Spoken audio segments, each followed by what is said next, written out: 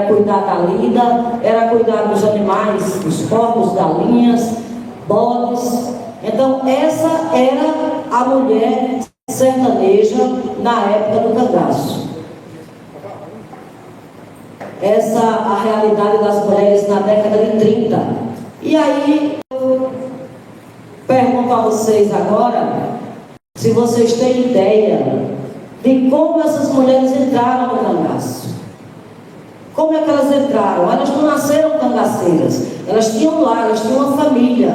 Então elas de repente elas aparecem, elas entram num movimento genuinamente masculino, porque o cangaço era só formado por homens. De repente aparecem mulheres no cangaço. Tem uma questão religiosa muito forte, que é os homens, eles não, os cangaceiros, eles não podiam levar a mulher para o cangaço, porque eles ficavam de corpo aberto. Então a mulher, ela não podia participar, que o homem ficava desarmado, estou falando no sentido religioso, ele ficava sem defesas, então eles não levavam. Quem levou a mulher para o cangaço foi o sentimento mais puro, que foi o amor. A mulher, ela foi para o cangaço através do amor. A primeira mulher a entrar no cangaço foi Maria Adélia, que entrou para o cangaço e ganhou o apelido de Maria Bonita. Essa mulher forte, corajosa, destemida, que nasceu no dia 8 de março de 1911. Agora, recentemente, aniversário de Maria Bonita.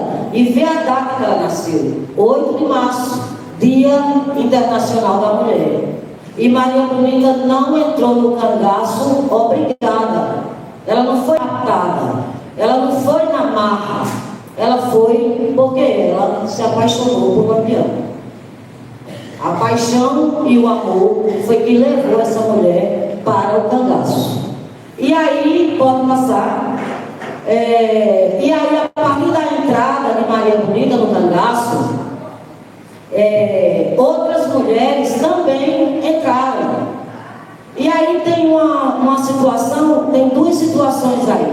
Tiveram mulheres que foram para o cangaço, assim como Maria Bonita, por vontade própria, mas tiveram mulheres que entraram no cangaço porque foram raptadas.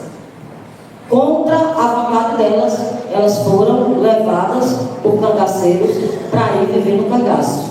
Aí eu quero aqui agora abrir um parêntese para uma cangaceira que todo mundo já ouviu falar, que é a cangaceira Dadá. Dadá entrou no cangaço, ela tinha 14 anos, era uma criança praticamente. Ela foi raptada por isso. Ela não queria ir, ela brincava de boneca, inclusive, quando ela foi raptada. Só que a história de Dadá, ela muda completamente o roteiro, o contexto. Porque Dadá, quando ela entrou no cangaço, ela começou a vivenciar aquela nova vida que ela estava tendo ali. Ela se apaixonou completamente por isso. Eu não sei se vocês sabem, mas Dadá, ela foi violentada por isso. Ela é uma criança. Né? E ela, quando entrou no cangaço, ela queria brincar de boneca, porque ela estava vindo na inocência de quem estava na casa dos pais. Mas ela houve uma reviravolta sentimental, ambiental, de que ela começou a conquistar essa menina e ela se apaixonou por ele. Dadá aprendeu a ler com por isso. Foi ele que ensinou Dadá a ler. Dadá aprendeu a atirar, a se defender, a usar arma de cano longo com por isso. Foi ele que ensinou. Então ela passou a ter esse homem como a maior expressão da vida dela. De forma que quando o cangaço acabou, que Curisco morreu, se vocês forem, Curisco foi assassinado pela polícia. Se vocês buscarem pesquisar alguma coisa sobre Dadá, vocês vão encontrar vídeos onde ela fala do amor que ela tinha, que ela teve por Curisco. E ela falou desse amor até o final da vida dela. Mesmo ela casada, ela casou novamente, mas ela manteve essa fala de que Curisco tinha sido o grande amor da vida dela. E um detalhe interessante dessa história é que Dadá aprendeu a atirar com arma de cano longo, com rifle, entrava no combate junto com os homens, era a única mulher que fazia isso. E ela, numa entrevista, ela disse: eu fazia isso porque eu ficava desesperada só em pensar que Curisco podia morrer num combate pela polícia. Então eu me achava na necessidade de ir para lá, ficar ao lado dele, trocando tiro com a polícia, participando do combate, que era uma forma de proteger e defender meu grande amor. Então é uma história que tem uma complexidade, né? Vocês podem passar. Falando aqui sobre a entrada da mulher do cangaço, o território que elas viviam, falando sobre como essas mulheres chegaram até o cangaço. Maria Bonita foi por amor, Dadá foi raptada, mas se apaixonou no cangaço. E eu quero chamar a atenção de um detalhe. As pessoas muitas vezes elas imaginam que a mulher do cangaço, mesmo as que foram na marra, contra a vontade delas, que elas ali gostariam de voltar para suas casas.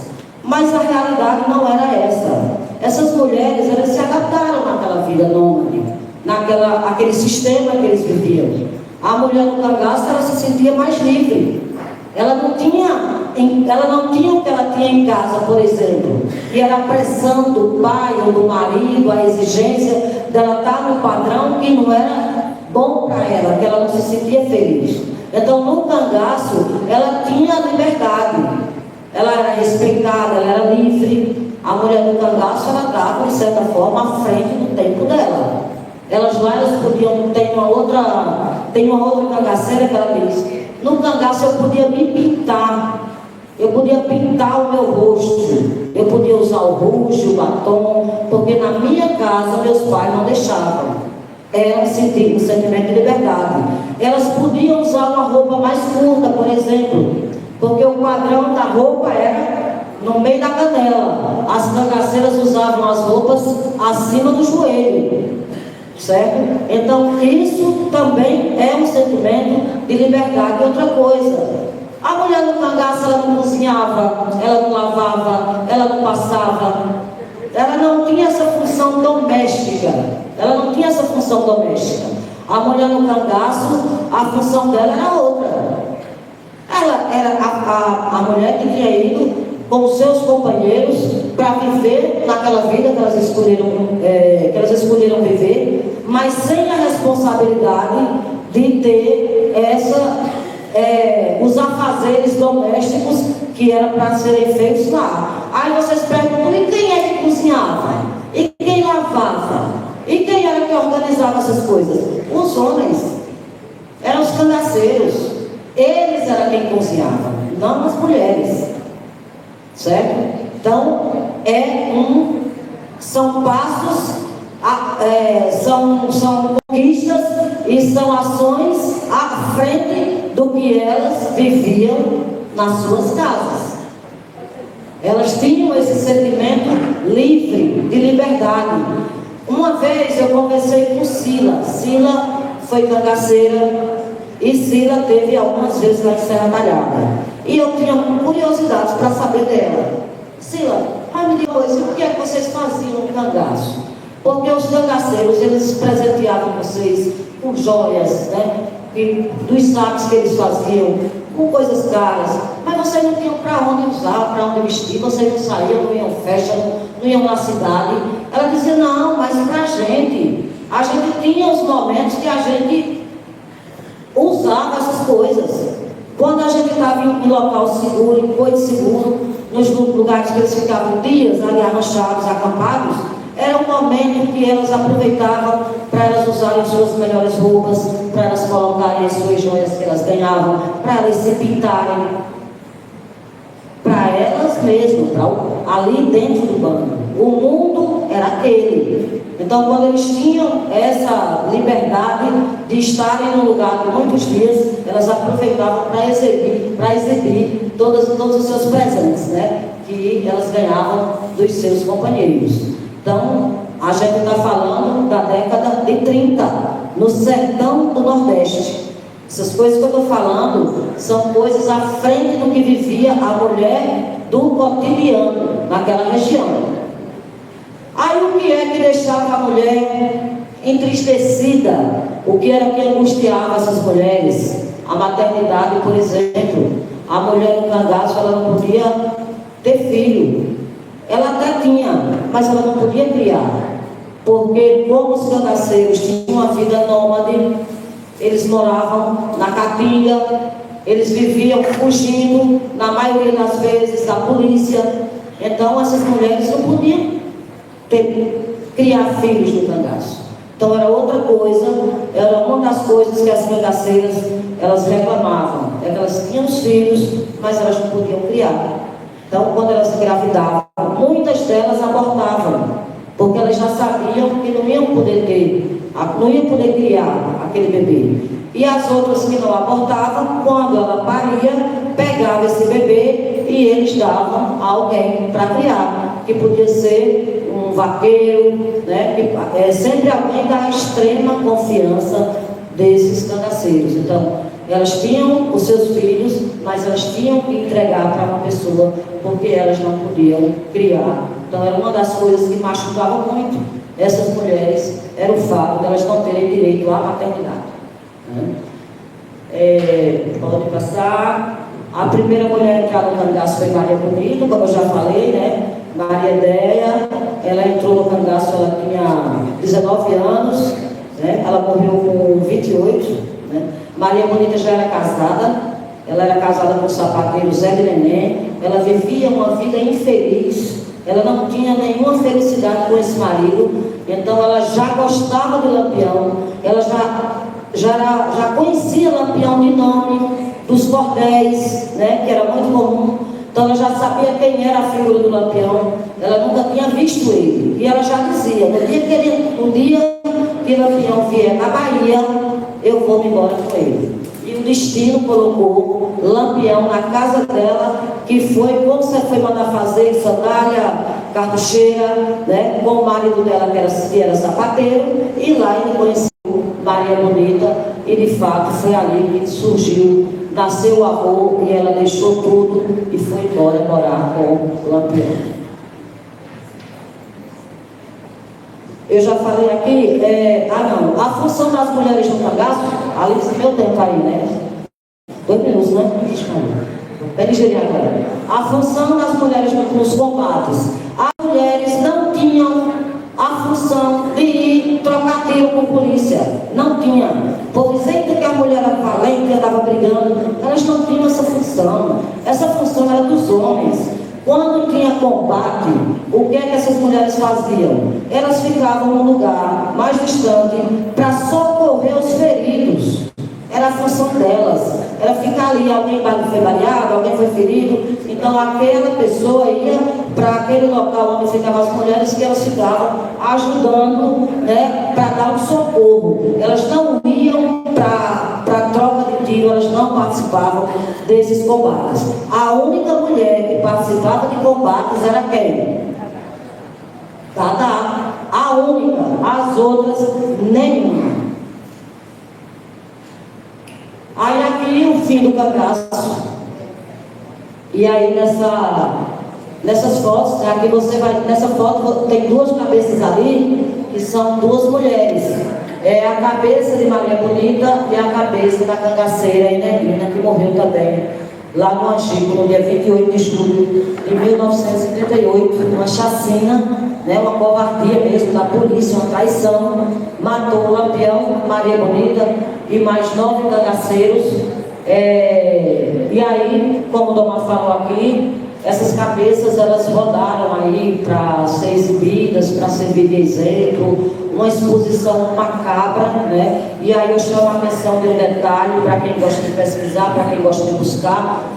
No cangaço é muito comum você ver nas fotos do cangaço, você vê cabeças de cangaceiros, de cangaceiras. Agora você não vê foto de cabeça de soldado. Ou seja, os cangaceiros não faziam essa ação macabra. Quem fazia essa ação covarde e macabra era a polícia. Então isso a gente tem que saber. Você entra no museu e você vai ver lá diversas fotos do cangaço, mas você não vai ver foto de cabeça de soldado. Agora, cabeça de cangaceiro e cabeça de cangaceira, você vai ver diversas. Aí eu só finalizando aqui, o que aconteceu com essas mulheres com o fim do cangaço? Acho que tem um outro aí, um outro. Não. Não, então vai ficar aí mesmo. O que aconteceu com essas mulheres com o fim do cangaço? As que não morreram, conseguiram fugir, foram embora com seus companheiros e foram ter uma vida normal, fazer um pacto entre eles, que esquecer aquilo ali para não falar, até porque era uma coisa como se eles tivessem uma perseguição contínua. Então muitos foram embora para Minas Gerais. Era um dos estados que era bem sugestivo para os cangaceiros. São Paulo, Goiás também. Então, isso eram estados que receberam muitos cangaceiros. Receberam assim, porque eles fugiram e procuraram esses estados para morar. O exemplo da cangaceira Sila, ela e o marido Zé Sereno fugiram aqui para o estado de São Paulo. E Sila pegou a profissão, né? O dom que ela tinha de bordar na época do cangaço, e isso pós-cangaço rendeu muito para ela, porque ela foi trabalhar de costureira em São Paulo. Ela foi inclusive costureira da atriz Regina Duarte, ela foi costureira da Rede Globo, costurava os figurinos do pessoal da Rede Globo por muitos anos. Sila, que era uma excelente costureira e bordadeira, ela teve essa função durante muitos anos aqui em São Paulo. E o marido dela, Zé Sereno, foi ser porteiro de uma escola pública aqui em São Paulo também, até quando ele faleceu. E outras cangaceiras, Dadá tinha perdido uma perna, né? Ela perdeu uma perna no cangaço, no dia da morte de Curisco. Ela foi embora para Salvador, casou, teve outros filhos, né? Mas ela teve também filhos com Curisco. E ela passou o resto da vida dela sem querer dar entrevista, sem querer falar muito sobre o cangaço, mas quando falava, ela fazia questão de exaltar o ainda grande amor da vida dela, que era Curisco. Eu acho interessante vocês pesquisarem depois um pouquinho sobre Dadá, porque a história dela é muito bonita. É uma cangaceira pernambucana, lá de Belém do São Francisco, vizinho da cidade da gente. E outras cangaceiras, né? Outras teve uma que virou evangélica, morreu agora, 2 anos atrás, se não me engano, a cangaceira Dulce, né? Que morava aqui em Minas Gerais, se não me engano, na cidade de Montes Claros. Acho que era lá que ela morava. Então, ela, na tua terra, né? Então, a cangaceira Dulce, ela virou evangélica, né? E ela morreu recentemente. E tantas outras saíram do cangaço e continuaram. Aliás, foram viver uma vida normal com os seus companheiros. Mas o detalhe que eu queria dizer a vocês, dessas mulheres que eram levadas à força para o cangaço, é que você não encontra em nenhum livro, em nenhum historiador dizendo que alguma mulher do cangaço fugiu para não querer estar mais lá. Não existe nada, nenhuma história que diga, mas a cangaceira fulana, ela não quis ficar lá não, ela fugiu, foi embora. Não tem. Todas que foram, elas ou foram presas, ou foram mortas, ou foram embora depois com seus companheiros cangaceiros. Beleza? Agora, eu quero só aquele versinho para me encerrar. Eu sei que eu já estourei meu tempo, mas eu acho tão bonito. E esse verso é de uma poetisa lá do sertão do Pajeú. Se tu puder aumentar, porque eu estou sem óculos, aí já fica... Mas eu acho que aí já dá. É uma poetisa lá do Pajeú, chamada Isabel Moreira. Ela fez essa poesia para a menina, a moça que faz a Maria Bonita do nosso espetáculo, do Grupo Chachado Cabelo Campeão, declamar como uma forma da gente mostrar a força, né, da mulher sertaneja. Da Malhada até aqui, foi grande a minha jornada. O medo não me alcança, moleza não faz chegada. Ando na passada firme de mulher determinada. Nesses espinhos só pisa quem sabe ignorar a dor. fora desabrocho, cá dentro geme um clamor. Cada qual tem seu valor, e eu sei bem qual é o meu. Eu escolhi ser por mim, um cangaço me escolheu. Meu nome é reconhecido, mas jamais será ouvido que Maria se rendeu. Maria, essa sou eu, olho no céu, pé no chão, o de baixo não me atinge porque sei ser o sertão. Bala, abule, pinha e pinho, eu sei respeitar o caminho marcado na minha mão. Obrigada, José.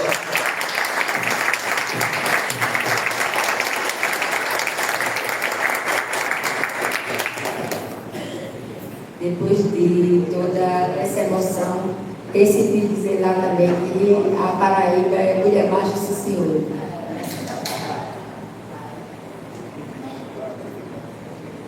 Vamos agora passar para o professor dizer 20 minutos.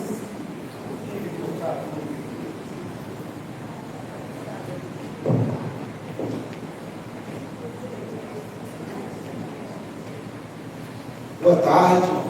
Foi um laboratório para mim ser antecipado, né, pelo Lindomar e Clanice. Porque, assim, a minha formação acadêmica, eu sou geógrafo, digamos o César, geógrafo também, historiador. Eu sou também historiador, sou cientista social, sou doutor em educação. E aí alguém poderia ver o que esse cara está fazendo nessa mesa aí, você vai falar para sobre cangaço.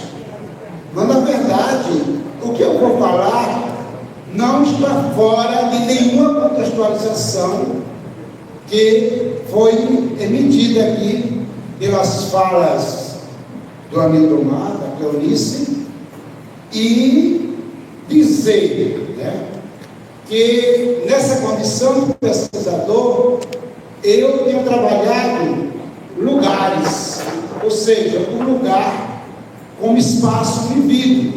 Aquele conceito que foi colocado aqui pelo professor César, e eu tenho trabalhado muito isso, eu tenho me dedicado a entender como se deu o processo de adentramento do território.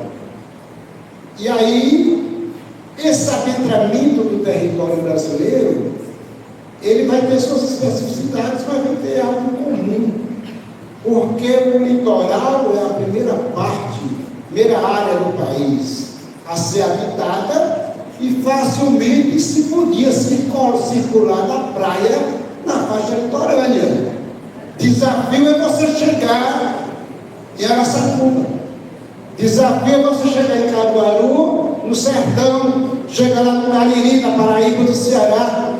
Desafio é você adentrar o território e chegar lá nas Gerais, chegar lá nos Pampas.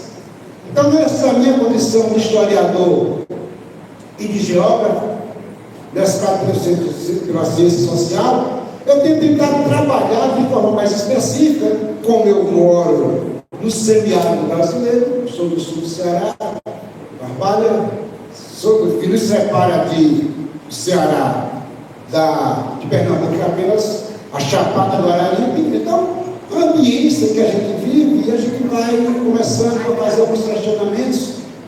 Quais foram os processos, as dificuldades para esse sertão ser ocupado? A ocupação, só para se ter uma ideia, o planeta tem algumas áreas semiáridas, significa quase secas, semi-quase, árida seca, quase desertas.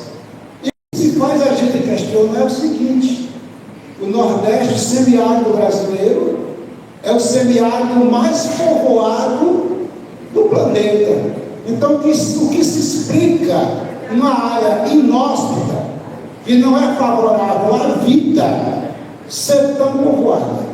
Então, se a gente for entender o processo de adentramento do território, a gente vai encontrar especificidades históricas diferentes, mas que tem alguma coisa em comum. que é justamente essa busca da dominação, da apropriação para o lucro, que aqui vai ser através da capitania de São Vicente, que lá vai ser a partir da capitania de Pernambuco, que a gente aprende na escola, que foram as únicas que prosperaram. Então o Brasil nasce aí. E no caso específico, eu tenho estudado, e eu acredito que outros geólogos, historiadores, devam ter pesquisado como é que se dá esse processo de interiorização, de apropriação desse território, e a gente, eu não sei aqui, pode parecer que seja diferente, mas lá no semiárido, 3 fatores vão se fazer presente nessa apropriação do território.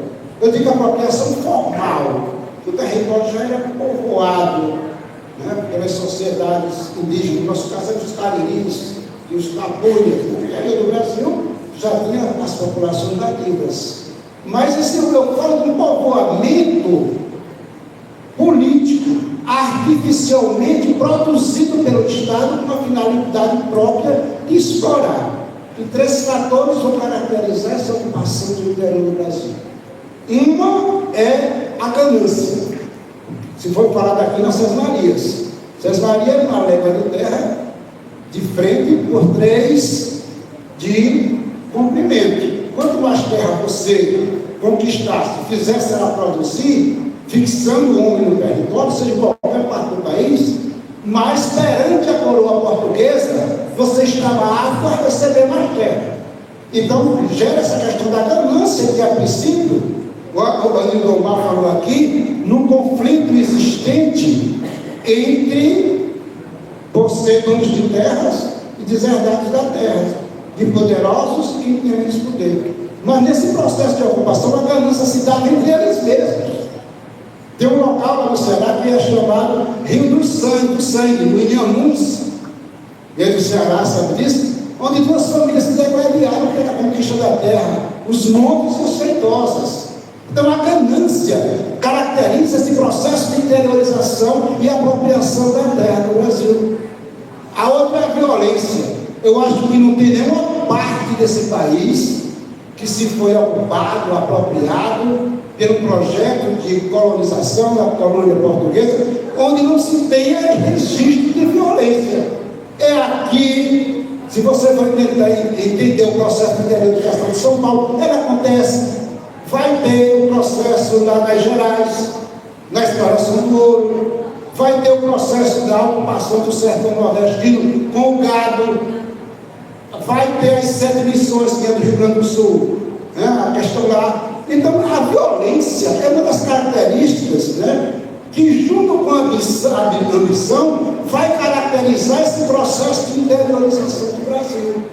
E o outro fator, que aí vai sair como guarda-chuva em tudo que foi falado aqui, é justamente a dependência de favor.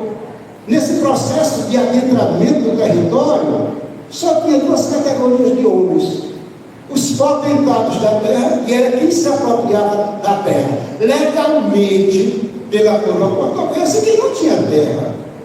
Aí diz: não, mas tem uma categoria de homens livres. Não eram tão livres assim, que ele precisava do trabalho do fazendeiro para sobreviver.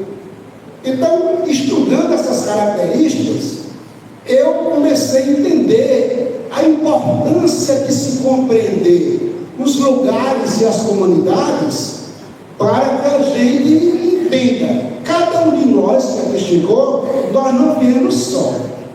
Nós viemos com alguns colegas, nós viemos com algo dentro de nós, que são nossas experiências de vida.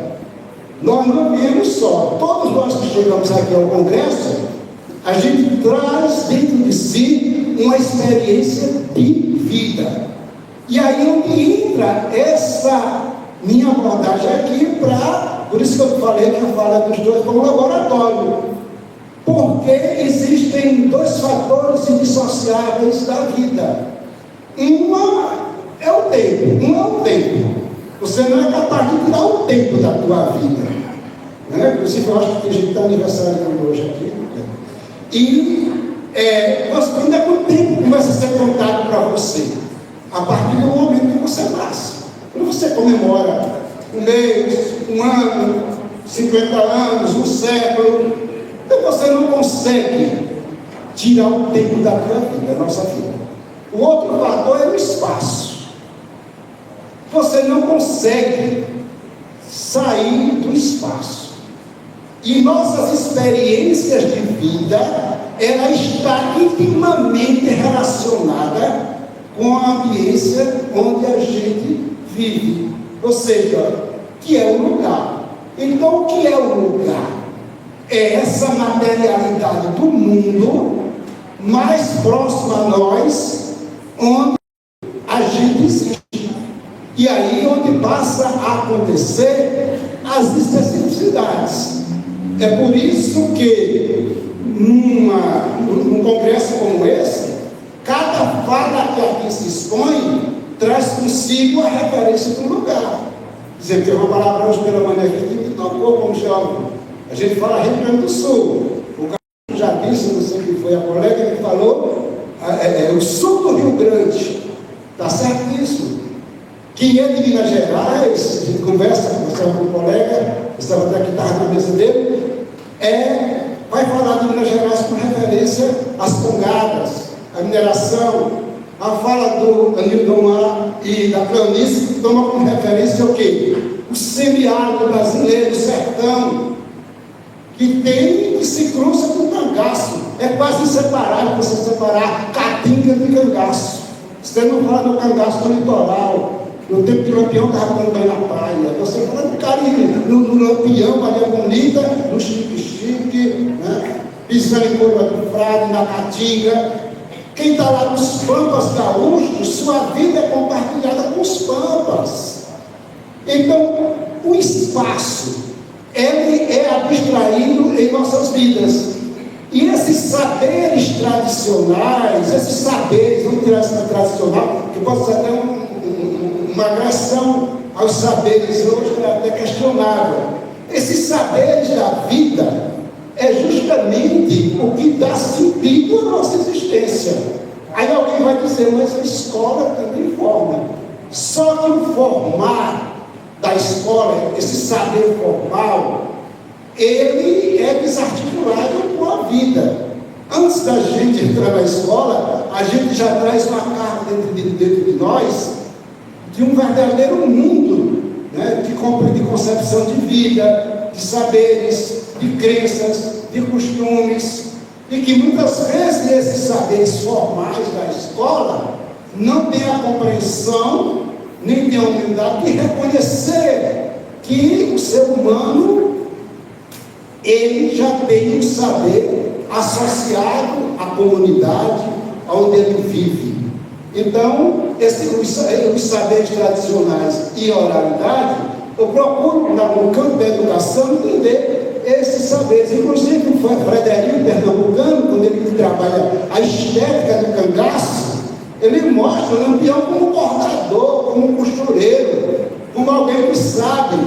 Ou lê mulher rendeira, ou lê mulher rendada, era cantado por Lampião. Se for aqui no sul, ontem eu assisti na orquestra aqui tocando, e eu dizia, com a Marilda, eu ouvi essas músicas como criança através das ondas do rádio, FM. Depois alguém canta lá no Nordeste, mas é diferente você ouvir a música cantada no lugar de sua originalidade cultural. Eu fiquei arrogado pela primeira vez. Então os lugares estão associados com o povo. Então, qual é a colocação que eu faço aqui, né? E que a gente tem que mudar o sentido de entendimento das palavras. Educação não tem diferença de cultura. Tanto é que na criação do Ministério da Educação, é o Ministério da Educação e Cultura. Houve uma separação, continuou o MEC. Continuou assim.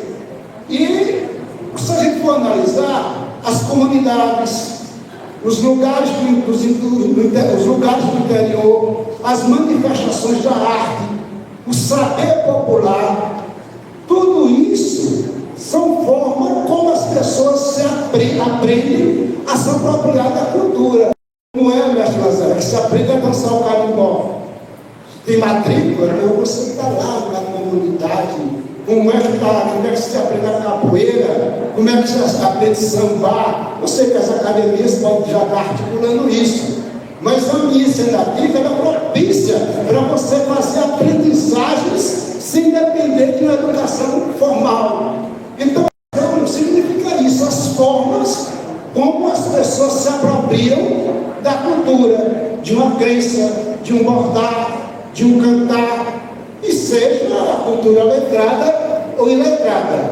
Nesse sentido, a comunidade, já que a gente está falando de oralidade, e a gente não pode, estamos falando de sociedades não complexas, mas no sentido de comunidade mesmo, porque é que os grupos de tradição, porque é que o folclore, a nossa cultura, ela é mais resiliente nas comunidades, porque são povos, né, que têm uma origem histórica em comum, a mesma origem, conviveram na mesma crença, partilharam dos mesmos sentimentos. Daí essa possibilidade melhor da transmissão desses saberes. E aí essa educação se dá pela observação, pela oralidade, mas também pela prática. Só você observar, você não aprende. O filho do jangador, ele só vendo o pai ir para o mar, ele não vai ser um jangadeiro. O filho do jangadeiro só vê o pai ir para o mar, ele não vai ser um jangadeiro. Ele tem que ter um dia de ir para o mar. O filho do caçador, meu pai caçando, e depois vai ter assim. Sempre foi assim. Então, a prática é algo importante na vida, na nossa vida. E a cultura popular, o folclore, nossas comunidades, essa prática, ela se dá, essa aprendizagem, de forma coletiva. Isso dá um grande sentido à vida, à cultura popular. Porque você não pula carnaval sozinho. Eu via agora pela manhã, as manifestações do Maracatu. Quem está no Maracatu? O meu Maracatu é um coletivo. O grupo de folia de reis, as congadas, os reisados. Então essa dimensão, vou passar o anterior, eu vou passar isso daí, viu?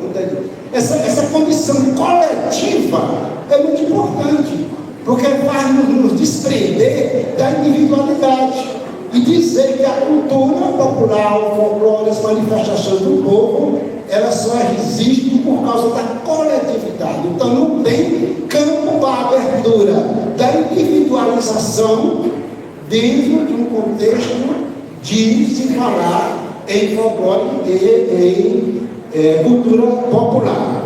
Então outra coisa importante, ninguém tem uma idade que já fala, ninguém nasce sabendo. A cultura ela não passa por consanguinidade, não passa pela genética, ela decorre de uma aprendizagem, e essa aprendizagem geralmente se dá no ambiente onde você vive. Daí a importância de se compreender o lugar, né? E a gente passa a absorver essas experiências do lugar onde a gente mora, que de repente a gente já passa a se confundir com o lugar. Eu vejo os colegas do Rio Grande do Sul falando do Rio Grande do Sul aqui, o Rio Grande do Sul está aqui. Eu vejo ali do mar, eles falando de Lampião, o Nordeste está aqui. O William falava sobre o Maracatu, Fortaleza está aqui. Por quê? Porque você vem trazendo dentro de si uma experiência vivida da localidade onde você mora. E aí, essas práticas culturais, a gente chama de aprendizagem informal. E isso é o que está o belo. Não tem matrícula para aprender a arte.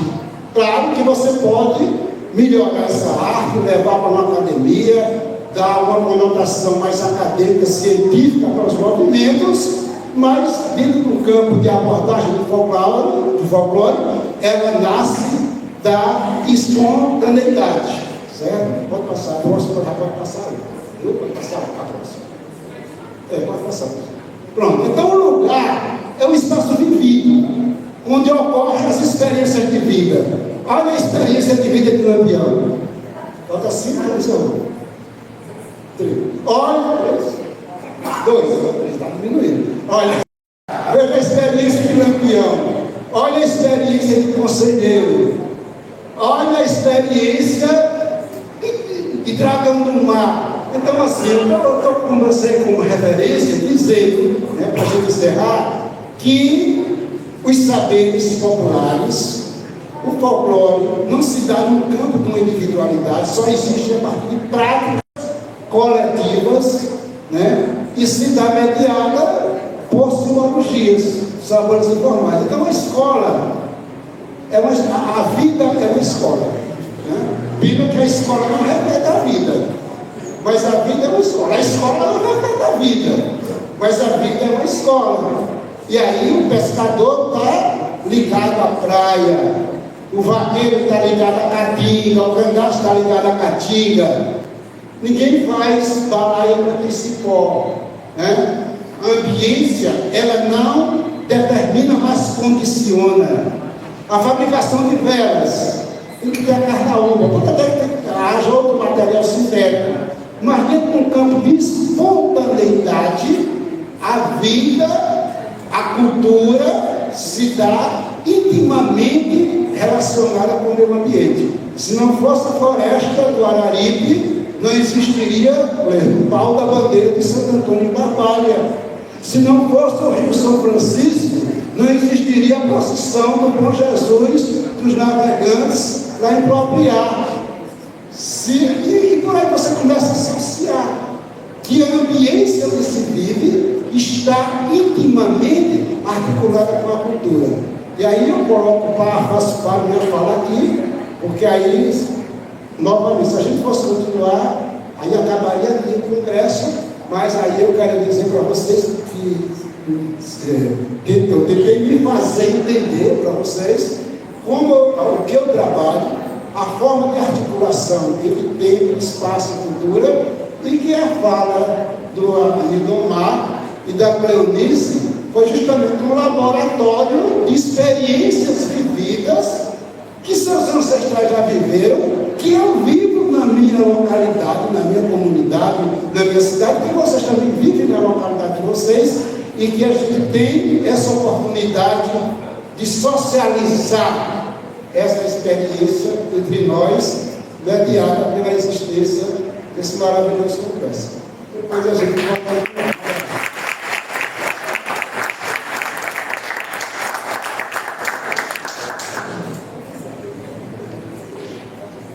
Querendo agradecer a participação do professor Siqueira.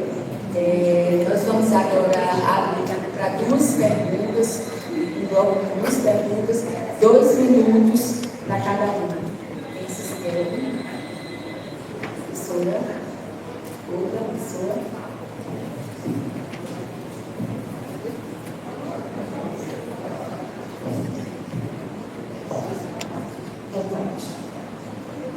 Fiquei muito em dúvida se falava ou não. Eu quero dizer para vocês que eu estou com o meu Espírito Santo. Esse é o tema. Eu estou falando calma inicialmente. Eu estou com o meu Espírito Santo. Eu quero dizer para vocês que eu venho de um estado em que nós devemos já ter chegado a 20 nesse início de ano, mortas pelos homens. E eu vou dizer para vocês que eu não sou da feminista, eu não sou isso. Agora, eu não posso aqui escutar, me desculpem, vocês têm as pesquisas de vocês, têm a fala de vocês, mas eu não posso escutar que as mulheres iam apaixonadamente lá com os cangaceiros.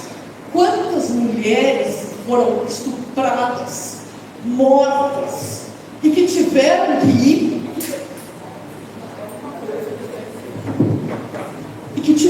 que ir, porque depois de estupradas, nós não valemos nada. Nós somos pior do que a pior das coisas. Como é que eu, mulher, posso dizer que eu me apaixonei? Isso, inclusive, psicologicamente, se nós quisermos, nós temos como estudar. O que aquela mulher ia fazer depois de tirar da sua casa, estuprada? Ela ia voltar para onde? Não ia, gente. Eu não posso escutar isso. Nós estamos morrendo no nosso estado, em todo o Brasil, mas eu acho que o Rio Grande do Sul está falando isso com mais veemência. Eu não posso aceitar. Existe estudo, sim. E as outras mulheres, e os filhos, e as mulheres que tinham que abortar, elas tinham que abortar. O que é uma mulher que quer ter seu filho ter que abortar? Gente, isso é muito sério. Eu não posso estar aqui num congresso de folcloristas em que nós estudamos o folclore, que é o sentir, pensar, agir e reagir das pessoas, e que nós temos como ponto fundamental o amor. Eu não vejo amor nisso. Me desculpem. Não precisam concordar, mas eu vou morrer se eu não falar isso aqui, gente. Então, o que eu vou fazer? Como é que elas vão escolher? Gente, por favor, vamos abrir os olhos. Me desculpem, mas isso, olha, por Deus, o meu espírito está saindo do meu corpo. Eu não imaginei que eu fosse escutar isso aqui. Eu trabalho com crianças também, com meninas, que eu quero que tenham uma vida boa, que não precisem ficar com um homem. Desculpem-me, se elas tinham uma vida melhor.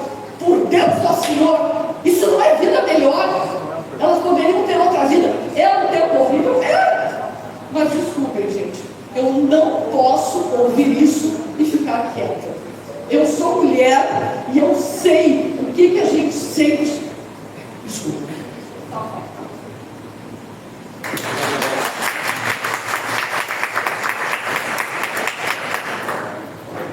Tem mais alguém?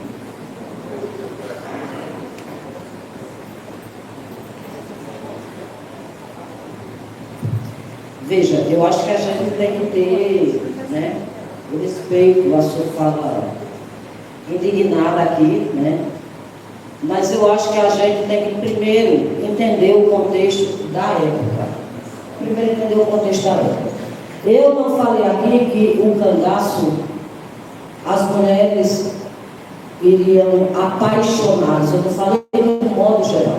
Eu falei que muitas mulheres foram por amor. E é verdade. É só ler. É só buscar os livros. Quem escreveu esses livros? Homens ou mulheres? Homens e mulheres. Não, eu quero responder aqui assim com muita tranquilidade. É só dar uma estudada, buscar. Outra coisa, eu tive o prazer de conversar com ex-cangaceiras. Eu tive o prazer de conversar com elas. De ouvir as angústias, as tristezas, mas também de ouvir que elas falavam sobre liberdade, sobre amor. Porque aquelas mulheres, elas amavam também. Certo? Nós não podemos fazer a leitura de hoje. Eu quero deixar bem claro aqui que eu não sou feminista. Não sou. Eu sou mulher e defendo o direito das mulheres. Defendo o direito das mulheres. Agora, sobre a participação da mulher no cangaço, eu acho que é bom a gente dar uma lida, dar uma pesquisada, ver quem foi que escreveu, se são sérios esses escritores, para poder a gente entrar, dar uma olhadinha um pouco sobre a questão de Dadá, por exemplo. Dadá entrou no cangaço com 14 anos. É a própria Dadá que fala de como era a vida, do que ela gostava, de como ela ficou. Dadá morreu. Dadá, quando saiu do cangaço, ela casou novamente. Mas ela sempre disse que o grande amor da vida dela era por isso. Não sou eu que estou dizendo. Foi ela quem disse. Entendeu? Então, eu acho que essas coisas, a gente não... Se eu estou dizendo que eu estou gostando desse congresso aqui, sou eu que estou dizendo que estou gostando. Denise não vai poder falar por mim para dizer que eu aqui não estou gostando. Entendeu? Eu acho que é coisa muito lógica. Então, é a gente voltar um pouco à época, a década de 20 e 30, a gente entender a vida dessas mulheres, como essas mulheres viviam dentro das suas casas. Porque essas famílias, né, onde essas mulheres moravam, a gente também tem que saber o que acontecia dentro daquelas casas. Que a segurança daquelas mulheres dentro daquelas casas, elas não eram tão quanto as aparências que mostravam, não. Eu acho que o contexto da época, de você entender, é que vai fazer com que você fale sobre a leitura de quem eram essas mulheres no cangaço. As mulheres, elas falavam das suas angústias, elas falavam das suas tristezas, e elas diziam também que os momentos que era muito ruim para elas, não poder ter filhos. Elas abortavam, não é porque elas queriam abortar, elas abortavam porque elas sabiam que naquela vida que elas viviam e que elas escolheram para viver, elas não tinham como ser mães, como ter filhos. Então elas tinham aquelas crianças, elas que optavam por não abortar, elas entregavam a pessoas que elas tinham confiança e elas iam continuar vivendo no cangaço com as suas dores e saudade dos seus filhos. O caso de Sila, a cangaceira Sila morreu sem conhecer o filho que ela deixou no cangaço, que ela não deixou para trás. Ela entregou essa criança a um casal para tomar conta. O menino era chamado, foi batizado como João do Mato, que ele nasceu na Caatinga. E aí, eles quando foram embora, ela voltou para buscar essa criança. Só que ela não encontrou mais. E era uma das coisas que ela falava. Ela teve outros filhos, mas ela sentia a dor dela não poder ter o João do Mato com ela, que foi o filho que ela pariu no cangaço. Então isso é um contexto real do que acontecia, né? Tem o caso de José Moreno, e esse caso ele virou livro. O caso de José Moreno e Duvinha. Duvinha era considerada a cangaceira mais bonita do cangaço. Tem um vídeo das imagens reais do cangaço, que tem uma simulação de combate, onde essa cangaceira aparece com a arma de cano curto, que era que elas usavam, Mauser, ela brincando na frente da câmera. Realmente é linda. Ela foi embora com o marido, ela foi para Minas Gerais, Belo Horizonte, fizeram um código, um código entre eles dois, que a partir daquele momento que eles estavam saindo do cangaço, nunca mais eles iam falar em cangaço para ninguém.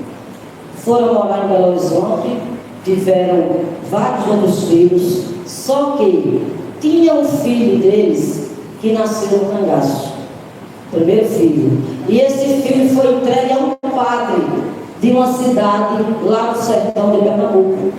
E aí o que é que aconteceu? Acho que 60 anos depois, ou mais, 70 anos depois, eles não aguentaram o segredo. Ninguém sabia que eles tinham sido cangaceiros, nem os filhos. E aí eles resolveram chamar os filhos e contar, porque eles já estavam velhos, envelhecidos, e com medo de morrer, sem dizer que tinham tido esse filho no cangaço. Então eles resolveram chamar os filhos e contar essa história. E eles contaram a história, os filhos ficaram, não sabiam nem o que era cangaço, nada. Então os pais aí foram mostrar marcas de bala que ela tinha, né? Ele até conta, o cangaceiro, eles morreram. Meu filho não acreditou quando eu contei a ele, então eu disse a ele: vá lá no quarto da sua mãe, levante a saia dela até a altura da coxa e veja que ela tem uma marca de ferimento, aquilo foi bala na época do cangaço. Então os filhos entenderam e acreditaram que era verdade. Mas por que o senhor está falando isso agora, 70 anos depois? Ele disse: porque nós resolvemos que a gente quer encontrar o nosso filho. E aí foi quando começou a busca por esse filho, e esse filho foi descoberto morando no estado do Rio de Janeiro, um senhor que hoje é sargento aposentado do Exército, e que de fato foi criado por esse padre lá na cidade de, se não me engano, Tacaratu. Então, essa história está no livro escrita pelo João Lima, que é um escritor da cidade de Paulo Afonso, e ele esteve com esse casal várias vezes, conversou, pegou todo o depoimento da família. Então, o cangaço era um movimento que tinha dessas coisas, gente, é muito profundo. Então, quando a gente fala, a gente muitas vezes tem essa indignação, professora, que a senhora demonstrou aqui, mas no contexto do cangaço, ele é muito mais profundo, ele vai muito mais além. Nós que somos sertanejos, que vivemos lá no Nordeste, que vivenciamos, nós estamos falando aqui dos nossos ancestrais. Eu não estou falando aqui de ninguém, eu estou falando de mim. Eu estou falando dos meus ancestrais, dos meus avós, dos meus bisavós. Porque nós, sertanejos, nordestinos, nós fazemos parte dessa história. E nós abominamos todo e qualquer tipo de violência contra a mulher, é claro. Mas a gente tem que falar que no cangaço não era somente um movimento de ódio. O cangaço não era um movimento de ódio. O cangaço, dentro do cangaço, eram pessoas humanas que amavam, que respeitavam, que tinham também uma vida que não era essa que a elite e a imprensa mostram nos cangaceiros. Isso é importante pesquisar para a gente ter uma ideia do que era aquele movimento naquela época lá no sertão nordestino. Encerramos essa mesa, agradecemos a participação de todos vocês.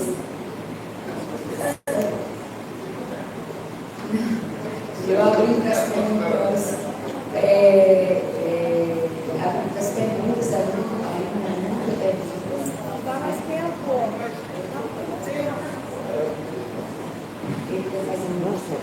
Eu queria agradecer a oportunidade da IOV, a todos os empregos,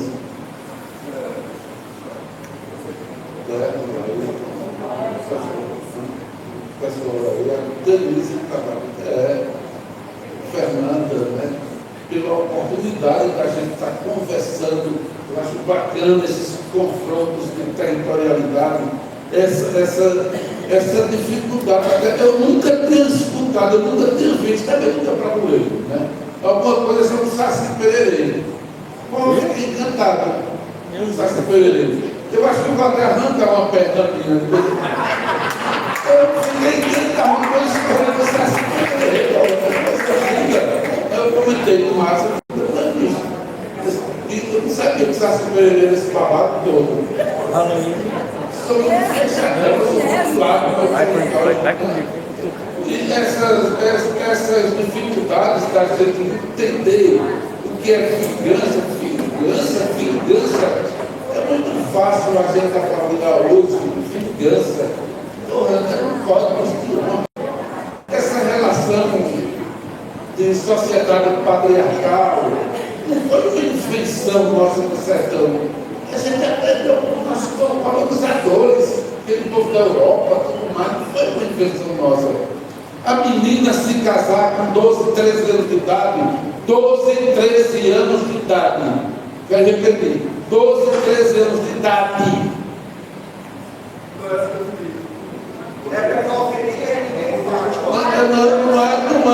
Não tinha negócio de pedofilia, não. Era uma realidade, era como é, dentro das casas municipais. Você está defendendo isso? Não, eu estou dizendo como era. Eu não estou dizendo que eu sou a favor, não. Eu estou dizendo como era. Isso é real. Como é? Exatamente. Então, existem vários detalhes que, em nossa história, que a nossa história do sertão não é diferente daquela lá do Rio Grande do Sul, não é diferente daquela de São Paulo. Elas têm coisas que impactam na vida da gente, né? Então, esse momento é muito bacana para a gente vivenciar isso daí, para a gente fazer essa imersão na nossa história, dos nossos ancestrais, de como foi a sociedade daquela época. Difícil pra caramba, né? E isso, inclusive, nos fortalece para que a gente lute contra todo e qualquer preconceito, para que a gente lute contra todo e qualquer violência, e que a gente entenda que nós estamos vivendo hoje um momento importantíssimo de transição da humanidade, da gente enquanto sociedade, para se avançar para melhor. E é preciso a gente discordar, e discordar muito, para ninguém estar chorando ninguém, para a gente ficar brigando mesmo, para poder a gente saber construir a paz. Bom, um cheiro do cangote para todo mundo.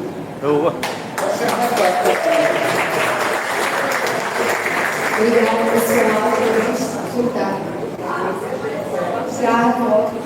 Assim, eu sou realmente assim, que eu queria também ser abordado, pergunta acadêmica, mas assim, pessoal, dizer que o que é a complexidade de você ser um historiador, não para fazer academia, ser um sociólogo, ser um biólogo desse mundo contemporâneo, a articulação está passada. Eu não vim aqui falar de cangaço, mas vim fazer, é mais uma experiência academia dentro desse contexto, né? Então é isso e botar para mim.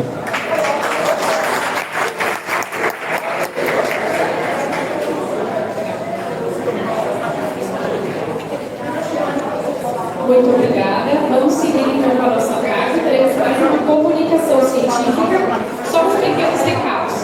O nosso lanche também vai seguir o mesmo formato da manhã, então vocês fiquem bem à vontade para depois se servirem, tá? E a gente vai continuar a programação por conta do tempo. Também reforçando a exposição dos banners científicos e também a exposição fotográfica no saguão aqui da entrada. Se lascar na porra. Agora, Rita Evangelina de Sá,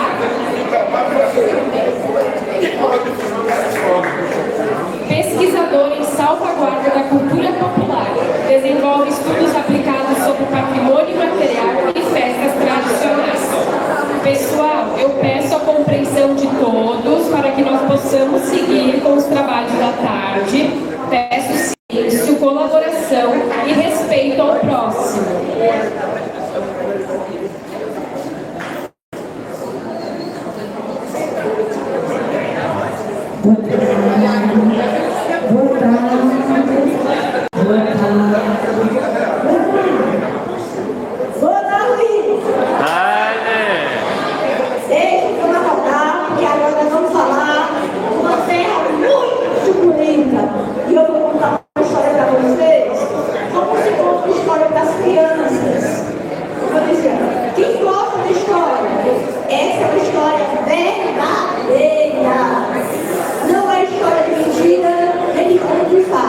Embora eu goste muito até do Saci Pererê, mas a nossa é real. Vamos começar? Eu sou José Camila. Eu sou professora, designer e agora concluí a universidade no curso de gestão de turismo. Mas também eu sou uma artesã do crochê. Mas eu descobri que eu também sou pó e eu pó da parede.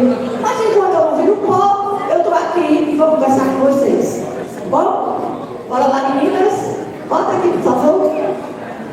E eu sou ligeira, o negócio é feito pulso. Primeiro, minha gente, um negócio desse não existe não. Só no Brasil mesmo tem um congresso desse. Gratidão eterna. Aí eu vi as meninas e os meninos, vocês todos que estão ocupados, fazendo com que esse congresso seja sempre mandado. Todo mundo, cada canto do Brasil, unidos com o mesmo tema. Folclore. Maravilha. Muito obrigada. E o tema é a trilha da salvaguarda como fortalecimento patrimonial das manifestações folclóricas no contexto da festa de Santo Antônio, Barbalha, Ceará. Mas onde é que fica esse lugarzinho, meu Deus? Passa para me dizer. Olha que coisa mais linda. Encravada ao sopé da Chapada do Araripe. A Chapada do Araripe é um presente geográfico para todos nós. E lá ela abriga a primeira floresta criada para a proteção da biodiversidade, que é a floresta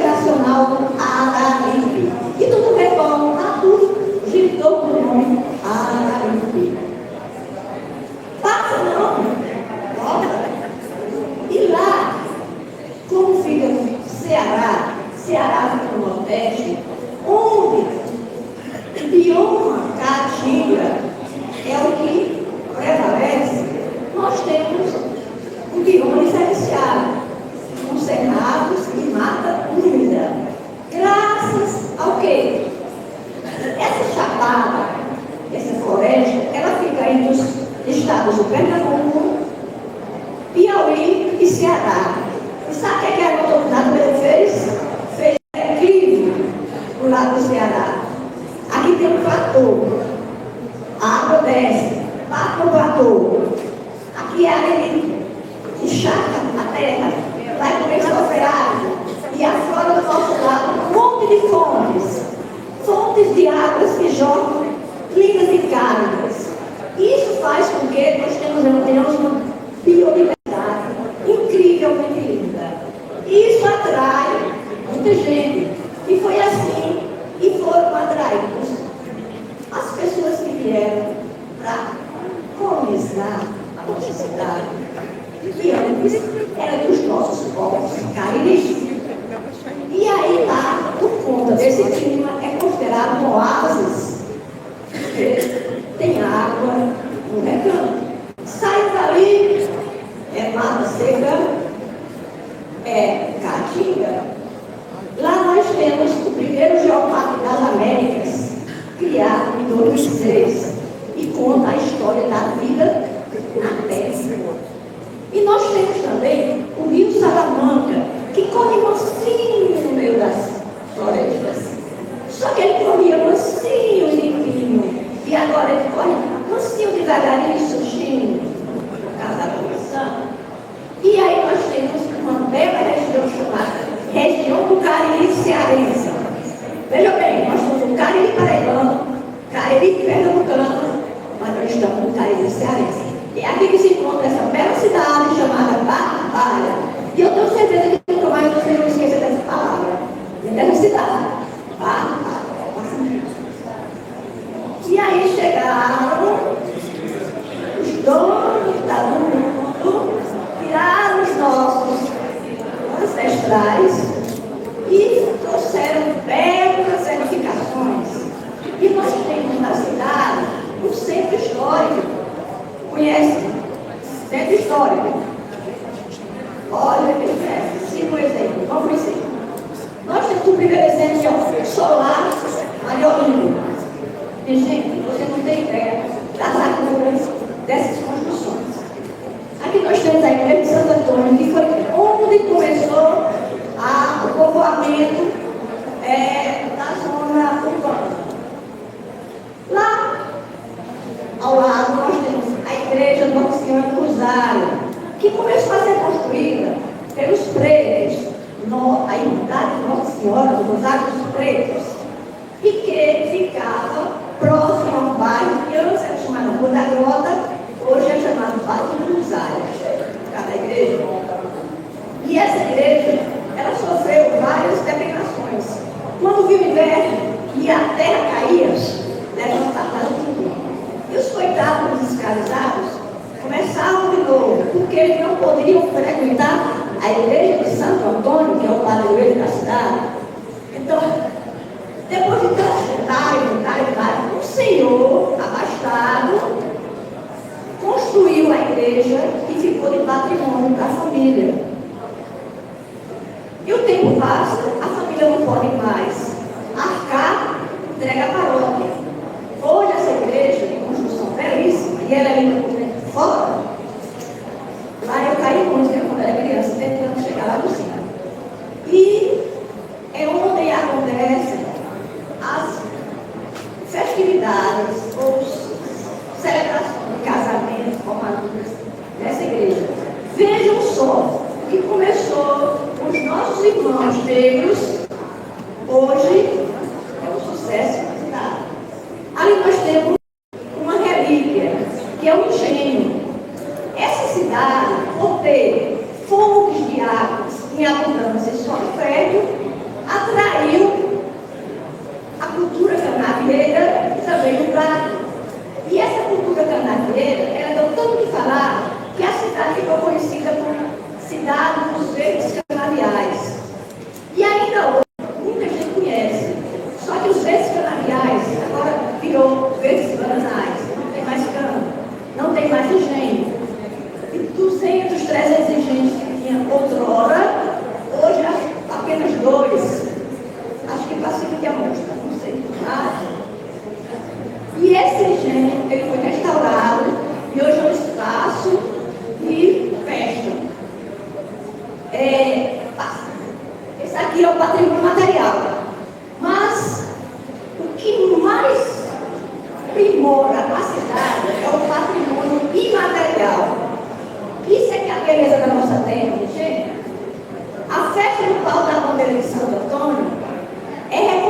reconhecida pelo IFAM como patrimônio desde 2015, mas ela não foi grande, até chegar lá.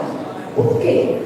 Porque essa festa é uma festa que ela acontece anualmente, mas ela traduz a energia e a fé do povo, a coragem, o desafio de enfrentar a floresta para tirar um mastro anualmente, um ano, em um sítio Flores, um outro, em outro sítio. E aí, vamos ver. Nesse dia do cortejo que vai, nós temos as manifestações folclóricas desfilando pelas ruas. Aí a igrejinha, essa bicha é parcial, e a gente vê grupos de. Acho que é capoeira. Obrigada. Então, mas tem outro grupo, porque eu não vou trazer muitas imagens, mas eu vou assistir até passa lá frente. Então, essas manifestações folclóricas, elas acontecem nesse dia com um cortejo, do jeito que entrou a bandeira da Ioteira, toda elegante, um casal investiçado. Aqui, ontem à noite, também tem esse cortejo, só que ao som de músicas regionais. Aí nós temos os pesados de couro, nós temos as bandas cabaçais, rodas de capoeira, maculelê, maneiro pau, samba de roda, quadrilha, lapinha, arte, e também a literatura do cordel presente permanentemente na cidade. Aí nós temos uma criança, porque simboliza que esses mestres de cultura, eles têm a família como base. Então, todas as manifestações, eles passam para os filhos, então dança a esposa, o filho, o genro, a nora, os netos. E aí nós temos um menino vestido rezado de como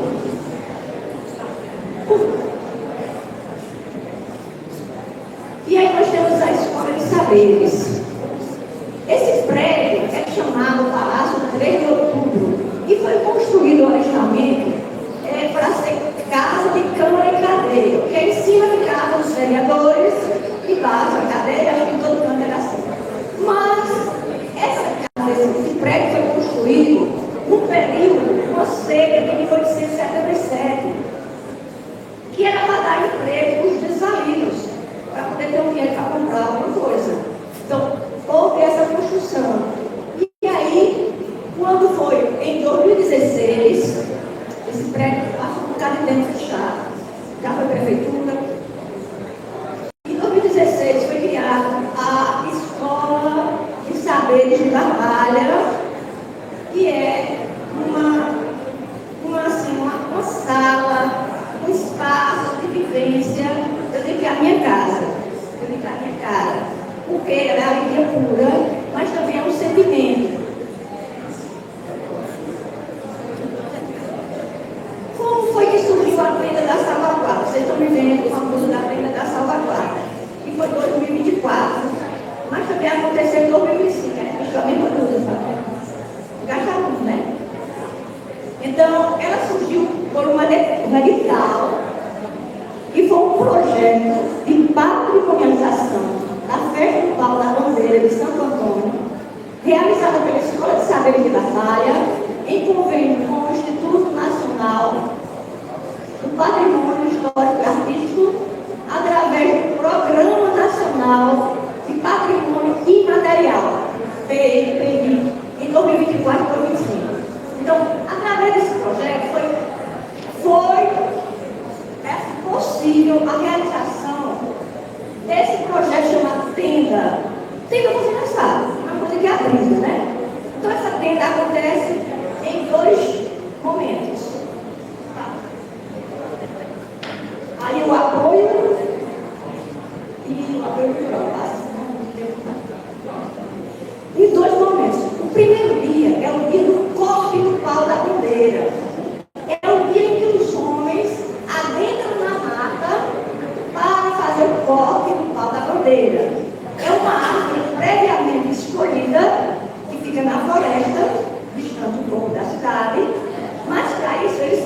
pela manhã, tem um café cedo, café da manhã, e depois eles vão para a igreja para receber a bênção do Padre. Então, esses carregadores, homens corajosos, apoiados pelas mulheres corajosas e grandes, eles vão para a floresta. E esse momento é que a tenda entra com um apoio. Porque os homens na floresta e as mulheres também, elas têm o quê? Necessidades básicas. Uma delas é a água, que a gente está no clima quente. Então, tem água, tem alimentação. Tem a apresentação de bandas cabaçais. Aí vocês vejam, tem uma foto, eu gostaria de ter música.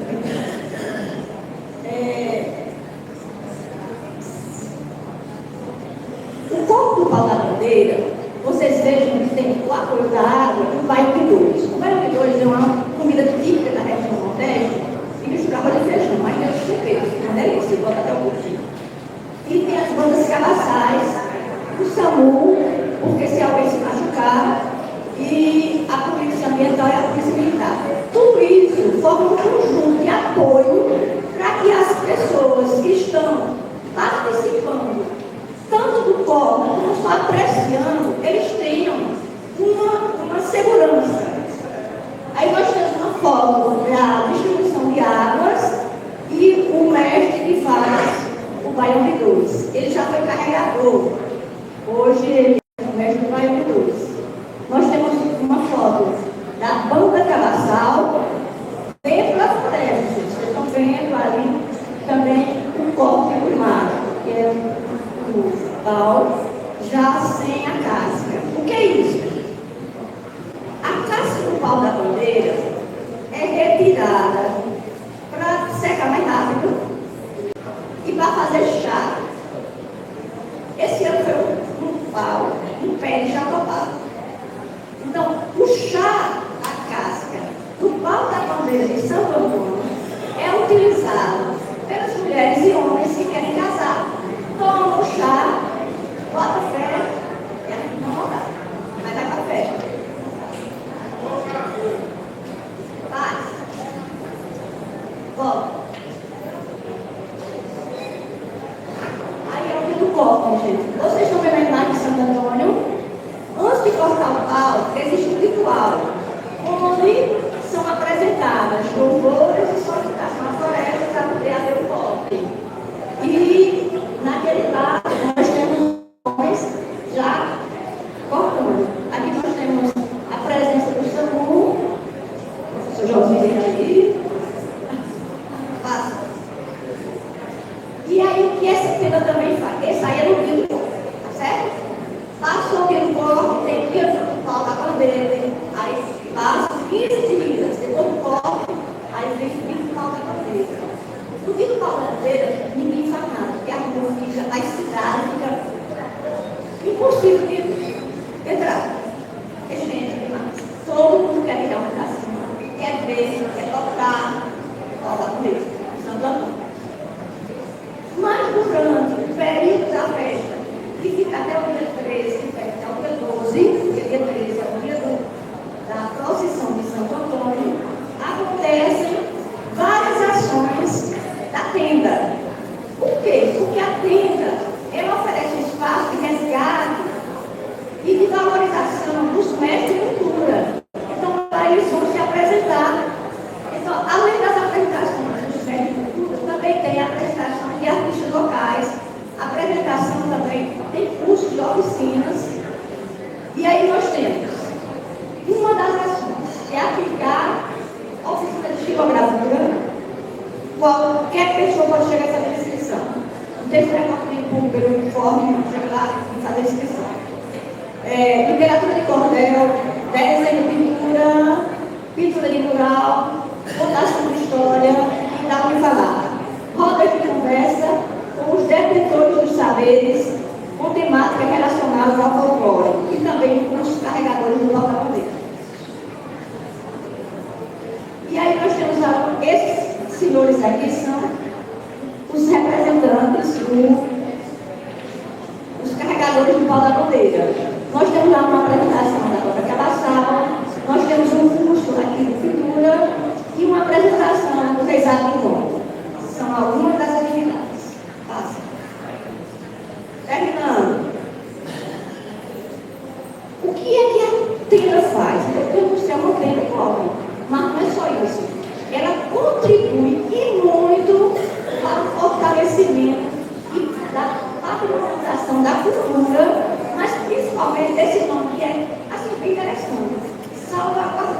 salva e guarda o conhecimento dos nossos ancestrais, os conhecimentos e as práticas.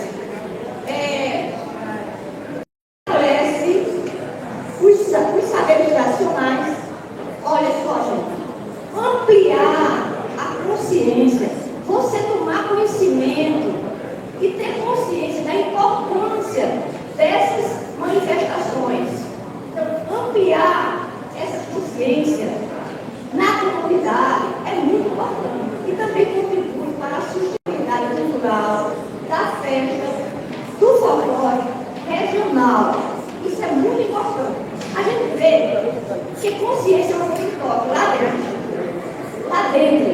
Então, essa é uma das ações da Tenda da Salvação. Aqui são algumas referências que faço.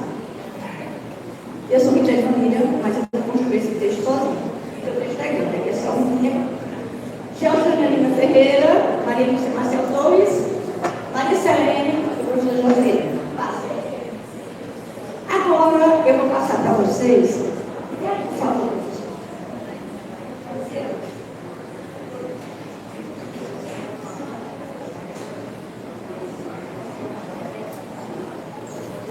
É assim.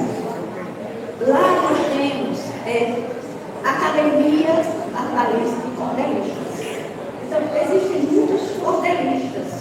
E tem um chamado Fernando Tavares, que ele publicou a história do pau da bandeira. E ele disse: Adriano, você leva? Levo. Como só tem poucos exemplares, aqui nós temos um espaço perfeito. A biblioteca e outra para perfeito. Então, aqui temos uma importância escrita. E esse curso está distribuindo alguns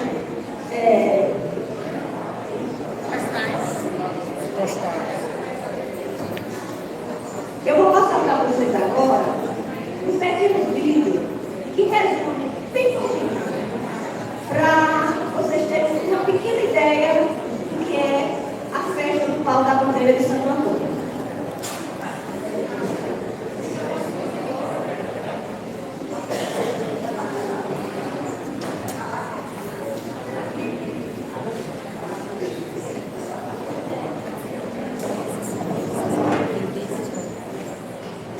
Acho que era só para ficar isso, se não me engano. Vai dar uma para a biblioteca e vai dar uma para o evento.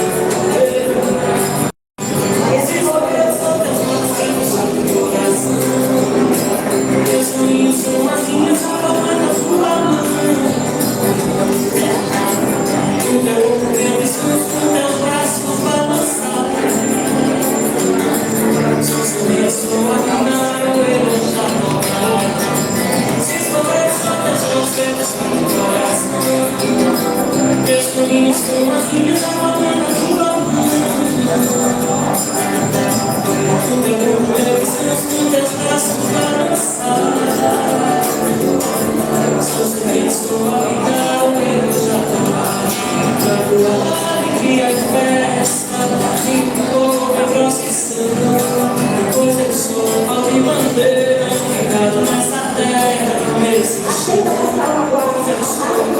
Bandeira fincado nessa terra, nesse chão.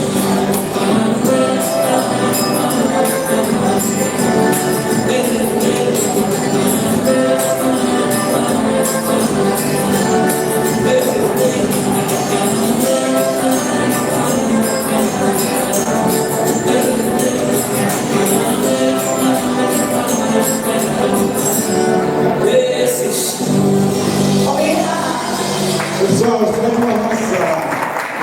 Agradecer a categoria, dizer que esta festa ela é patrimonializada pelo Clube do Patrimônio Histórico e Artístico Nacional do Plano, com uma luta nossa de 15 anos para tornar essas festas patrimônio cultural e material do povo brasileiro, assim como é o Circo de Nazaré, como é o Carnaval, o Rio, o Frevo. Então, é uma festa patrimonializada. Fizemos agora o processo de revalidação com o IFAM e convido a vocês que inaugurarem, compareçam e presenciem a notícia que é a festa de bola do bandeira de Natal. Obrigado. Só para registrar, esse vídeo foi feito por Alisson Santos. Ele sempre faz isso, usa o bicicleta dele. Aí a gente vai disponibilizar no grupo lá do Congresso o link desse vídeo.